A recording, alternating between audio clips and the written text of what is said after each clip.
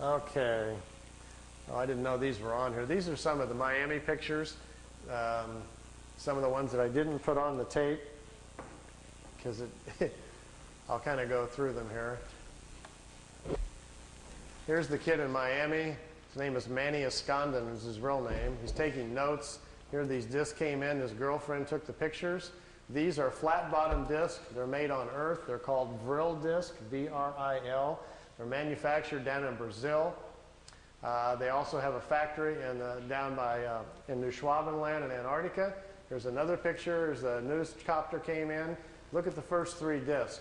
When they see the copter, they start to turn invisible or put their shields up. And the first three crafts that go out in a series are just becoming invisible when he snapped the picture. It was taken with a Polaroid at a 30th of a second, so it caught it right mid of going out there. These discs were designed by German technology in the late 40s. The first ones we know of that were tested out were probably around 47 or 48. They're called Vril levitation devices. As you can see, they actually fly quite well. Notice the nice V formation. Being typical earthbound Air Force pilots, they're still flying in formation. We understand this technology a little bit because intelligence has shot down some of their ships, learned how they're doing it. And when you hear rumors about how the Americans are building flying discs, what we're doing is playing catch-up to the German technology that's been around since the 40s. Their technology has accelerated tremendously. They make two different types of levitation devices. That's what we're doing out at Area 51. We manufacture the devices in San Diego. They're put together by General Electric. We test them at Area 51. Here's the German disc parked down on the ground at a facility down in Brazil. Here's four guys standing next to it down there. There's a whole row of them. He couldn't count how many were down there. He had his Polaroid with him and grabbed a few short shots here. Over here's two guys here on a craft coming in. You can see the two guys standing here.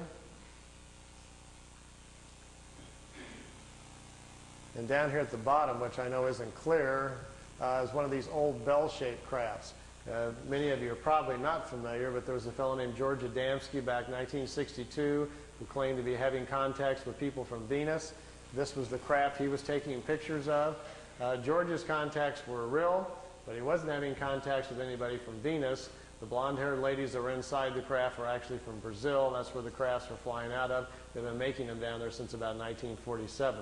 They find it very convenient if they make contact or land somewhere to tell people they're extraterrestrials, and we're very open to it. If they tell them, hi, we're part of a German intelligence group from Brazil, people would freak out. I got my camcorder and I've got my micro lens on here getting as close as I can to this picture.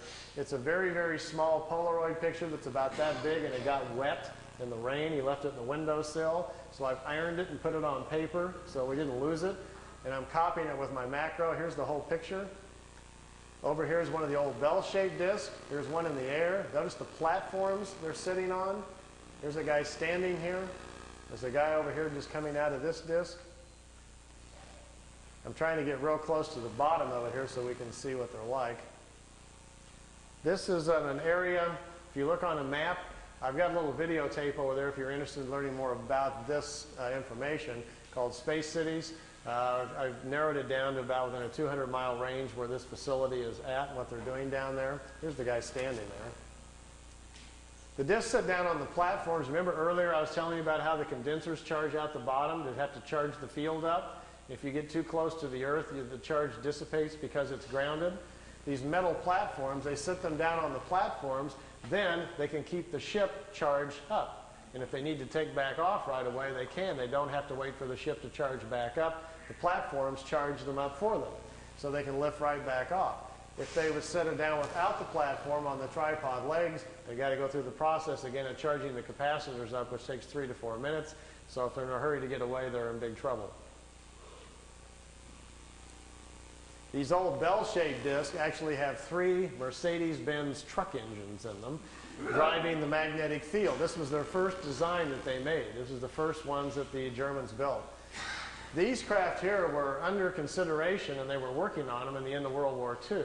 When you hear about Hitler's secret weapon at the World War II, if you go back and look at the newspapers, that's what he was talking about. They were in hopes they would get these things up and working, and they would still have a chance then to win the war. fortunately for all of us, they did not, or we'd all be speaking German today.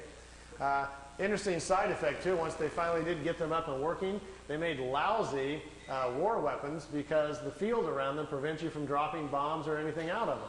It ignites the bombs.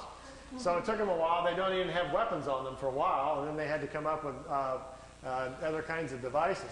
This was the first pictures I saw from the kid in Florida of his German contacts, and to my knowledge, I still think they're his best and perhaps his only contacts.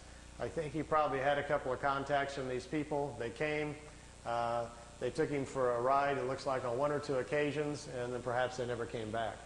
So we found this situation on several people around the planet, so it's not an uncommon situation. And this is from ET technology, but it was before 487. It wasn't ET, nothing to do with ET. It wasn't. No, just good old German intelligence figured it out.